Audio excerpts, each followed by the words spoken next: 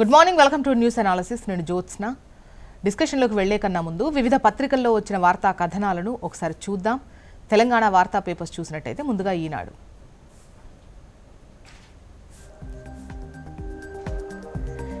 ఈనాడులో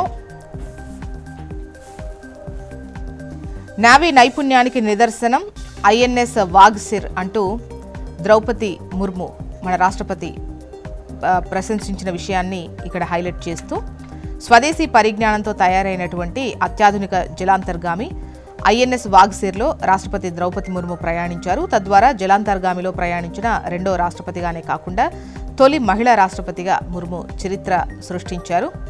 అయితే నావీ నైపుణ్యానికి నిదర్శనం ఐఎన్ఎస్ వాగ్సిర్ అని చెప్పేసి ఆమె ప్రశంసించారు. ఇక తెలుగు గ్రాండ్ మాస్టర్లు కోనేరు హంపి, అర్జున్ ఇరిగేసి ప్రపంచ చెస్లో మెరిశారు.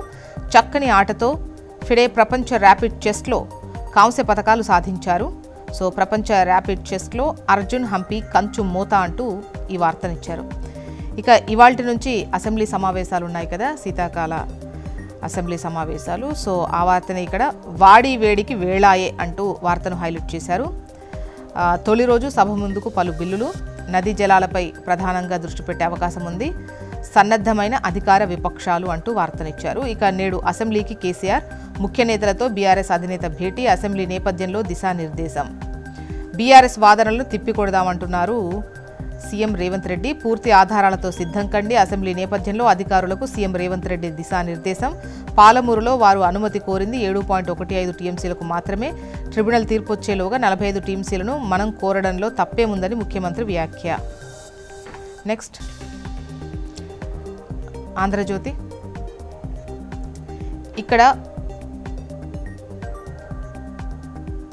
ప్రధాన వార్తగా ఇవాల్టి నుంచి అసెంబ్లీ శీతాకాల సమావేశాలు కదా, సాగునీటి ప్రాజెక్టులపైనే చర్చ అంటూ నీళ్లతో నిప్పులు అంటూ ఈ వార్తను హైలైట్ చేస్తూ ప్రధాన వార్తగా ఇచ్చారు. ఇక స్కామ్ సోర్సింగ్ అంటూ బడాబాబులకు ఆదాయ వనరుగా అవుట్సోర్సింగ్, రాష్ట్రంలో 900 ఏజెన్సీలు, నేతలు ఐఏఎస్ల బినామీలవే కొన్ని, 25,000 మంది బోగస్ ఉద్యోగులు అంటూ స్కామ్ సోర్సింగ్ అంటూ ఈ వార్తనిచ్చారు. అయితే గత 10 ఏళ్లుగా ఏజెన్సీల లెక్కల్లో గోల్మాల్, లేని ఉద్యోగులకు జీఎస్టీ చెల్లిస్తున్న సర్కార్, రెగ్యులర్ ఉద్యోగులు కూడా రెండేసి కొలవుల్లో, 2 జీతాలు తీసుకుంటున్న వారు 600 పైనే ఉన్నారట.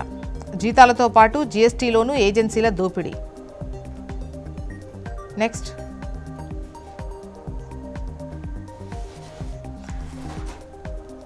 నమస్తే తెలంగాణ.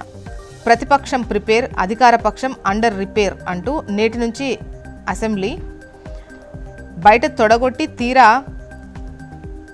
జబ్బలు జారేస్తున్న కాంగ్రెస్, నేటికి అసెంబ్లీ ఎజెండాను సిద్ధం చేయని ప్రభుత్వం, బీఆర్ఎస్ ఎమ్మెల్యేలకు ఇప్పటికే కేసీఆర్ దిశానిర్దేశం, కనీసం యువ ఎమ్మెల్యేలకు శిక్షణ ఇవ్వని సీఎం, సభ కొనసాగకుండా ముగించడంపైనే కసరత్తు, ప్రాజెక్టులు జల వివాదాలపై తక్కువ చర్చకే మొగ్గు అంటూ ఈ వార్తను ఇస్తూ ప్రధానంగా ప్రచురించింది నమస్తే తెలంగాణ. పాలమూరు విలన్ కాంగ్రెసే అంటూ కృష్ణా జలాల విషయంలో బాబు చెప్పినట్టే రేవంత్ ఆడుతున్నాడు అన్న కేటీఆర్ వ్యాఖ్యలను హైలైట్ చేశారు. ఇక ల్యాండ్ బ్యాంక్లో తెలంగాణ టాప్ అంటూ కేసీఆర్ ముందు చూపు ఫలితం ఇది అంటూ, గత బీఆర్ఎస్ సర్కార్ హయాంలో పరిశ్రమలకు 1,50,000 ఎకరాలు సిద్ధం, సమైక్య పాలనలో వివక్షతో ఏపీలోనే ఇండస్ట్రియల్ పార్కులన్నీ ఏర్పాటు, కేంద్ర వాణిజ్య పరిశ్రమల శాఖ అధీనంలోకి డిపిఐఐటి నివేదికలో వెల్లడి.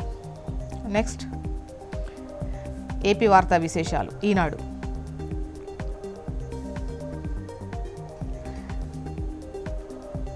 శనగ కొనలు తుంచేందుకు సౌర కత్తెర అంటూ అన్నదాత ఆవిష్కరణతో నిప్పింగ్ కష్టాలకు విముక్తి అంటూ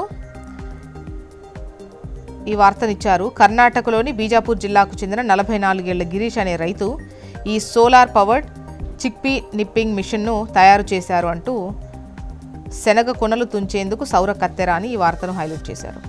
ఇక అవి కల్తీసారా మరణాలే అంటూ సహజ మరణాలు కావు, జంగారెడ్డిగూడెం మృతుల శరీరాల్లో మిథైల్ ఆల్కహాల్ నమూనాలు, దర్యాప్తు సంస్థలపై నాటి వైసీపీ పాలకుల ఒత్తిళ్లు, ఈ కేసులన్నీ ఐపీసీ 304(2) కిందకు మార్చి విచారించాలి. నెక్స్ట్ ఆంధ్రజ్యోతి. కార్మికులతో అమరావతి కలకల అంటూ జాతరను తలపిస్తున్న రాజధాని గ్రామాలు, ప్రధాన రహదారులు కూడళ్లలో సందడి. ఆదివారం షాపింగ్కు వేల మంది రాక. త్వరలో 3 రెట్లు పెరగనున్న కార్మికులు. ప్రస్తుతం వివిధ పనుల్లో 13,000 మంది. జనవరిలో మరో 30,000 మంది రాక. వైసీపీ హయాంలో నాటి నిశ్శబ్దానికి తెర. మదనపల్లె బదులు అన్నమయ్య. ప్రజల ఆకాంక్ష మేరకు జిల్లా పేరు కొనసాగింపు. స్వరూపంలో భారీ మార్పులు.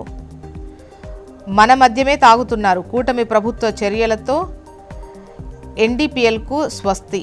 ఎన్టీఆర్ జిల్లాలో 93% తగ్గిన పొరుగు మద్యం. 74% చేరిన పాపులర్ బ్రాండ్ల అమ్మకాలు. నెక్స్ట్ సాక్షి.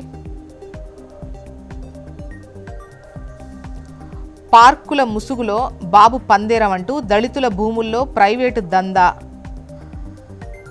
ఏపీఐఏసీ నుంచి భూములు తీసుకోండి, మీకు నచ్చినట్టు అమ్ముకోండి. రియల్ ఎస్టేట్ సంస్థలకు చంద్రబాబు సర్కార్ మరో బంపర్ ఆఫర్ అంటూ ఎంఎస్ఎంఈ పార్కులు అంటూ 22 చోట్ల రియల్ ఎస్టేట్ సంస్థల చేతికి భూములు. ప్రైవేటు సంస్థలను ఆహ్వానిస్తూ టెండర్లు పిలిచిన ఏపీఐఐసీ. అందులో సింహభాగం భూములు దళితుల నుంచి ఏపీఐఐసీ ద్వారా సేకరించినవే. పారిశ్రామిక పార్కుల కోసం నమ్మి భూములు ఇచ్చిన ఎస్సీ ఎస్టీ రైతులు ఇప్పుడు పక్కన పెట్టి అనుభవం లేని కార్పొరేట్ సంస్థలకు భూములు దారాదత్తం చేస్తున్నారు అంటూ కథనాన్ని, ప్రధాన వార్తను సాక్షి ప్రచురించింది. ఇక పోలీసుల పైశాచికం అంటూ ప్రజా సమస్యలపై ప్రశ్నిస్తే అక్రమ కేసులు. సిపిఎం నేత అప్పలరాజుపై అక్రమంగా పీడీ యాక్ట్. మాజీ సీఎం వైఎస్ జగన్ జన్మదిన వేడుకలు చేసిన వారికి వేధింపులు. 3rd డిగ్రీ ప్రయోగిస్తూ పోలీస్ మార్కు బరితెగింపు. రఫా అనడమే నేరమా? అరెస్ట్ చేసి నడి బజార్లో నడిపిస్తూ కొడతారా? చట్టాన్ని పోలీసులు చేతుల్లోకి తీసుకోవడం సరైందేనా అని ప్రశ్నిస్తూ పోలీసు పైశాచికం అంటూ వార్తను సాక్షి హైలైట్ చేసింది. మొత్తానికి ఇవి ఇవాళ వివిధ పత్రికల్లో వచ్చినటువంటి వార్తా కథనాలు. ఇప్పుడు ఒక చిన్న బ్రేక్ తీసుకుందాం. బ్రేక్ తర్వాత డిస్కషన్లోకి వెళ్దాం. Stay tune.